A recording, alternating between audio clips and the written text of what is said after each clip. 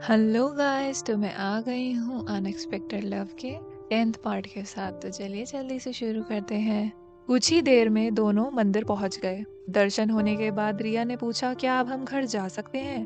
करण ने बस इतना ही जवाब दिया।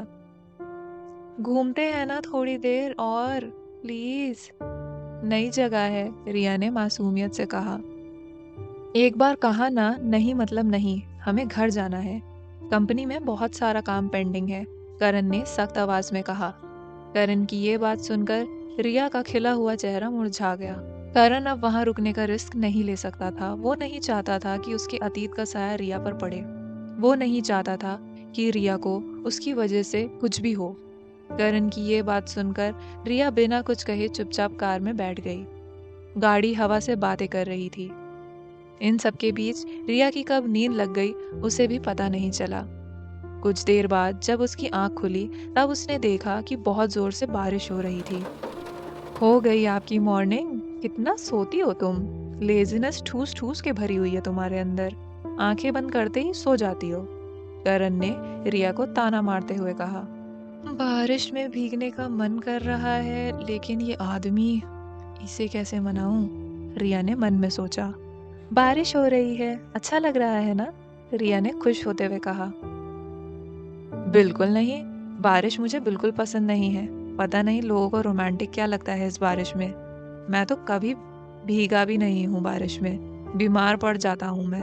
और अगर तुम कुछ ऐसा सोच रही हो कि तुम मुझे कन्विंस करोगी बाहर भीगने के लिए, तो तुम बिल्कुल गलत सोच रही हो, करण ने बिना रिया की तरफ देखते हुए कहा, जैसे उसने उसके मन की बात पढ़ ली हो। ये कितने बोरिंग है, खुद तो बोरिंग है, अब मुझे भी शामिल कर रहे हैं। अब बस बहुत हुआ, देखती हूँ कार कैसे नहीं रोकते, रिया बड़बड़ाती है। और रिया ने करण की आंखों पर हाथ रख दिया। पागल लड़की, क्या कर रही हो? कंट्रोल छूट रहा है मेरा कार पर से। मरना है क्या इतनी जल्दी? करण ने रिया के हाथ अपनी आंखों के सामने से दूर करते हुए कहा। लेकिन रिया ने फिर से करण की आंखों पर हाथ रखते हुए कहा, गाड़ी रोकिए, मैं बोल रही हूँ, वरना एक्सीडेंट हो जाएगा।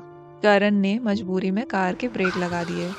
तुम, इससे पहले कि करण कुछ बोल पाता, रिया ने कार का दरवाजा खोला और नीचे उतर गई। रिया, अंदर आओ, अभी के अभी, लास्ट बार कह रहा हूँ, अंदर आओ, करण ने चिल्लाते हुए कहा। लेकिन रिया ने ऐसे रिएक्ट किया मानो उसने करण की आवाज सुनी ही नहीं।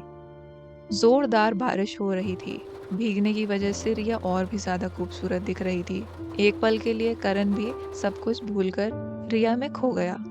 करण ने कार का दरवाजा खोला और कार से बाहर खड़ा होकर दूर से ही रिया को देखने लगा। आज पहली बार बारिश से करण इरिटेट नहीं हो रहा था। वो बस रिया को अपनी आंखों में कैद करना चाहता था। हालांकि करण इस फीलिंग से बेखबर था। तभी करण ने देखा कि एक कार तेज रफ्तार से रिया की ओर बढ़ रही थी। करण ने जब ये देखा, उसने रिया की कमर पकड़कर उससे अपनी ओर खींच लिया। रिया सीधे करण के सीने से जाके टकराई।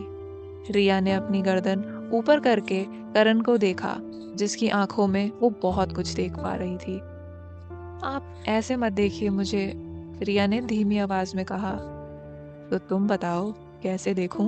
करण ने रिया के थोड़े और नजदीक जाकर कहा, जिससे रिया के शरीर में एक सिरहन सी दौड़ गई।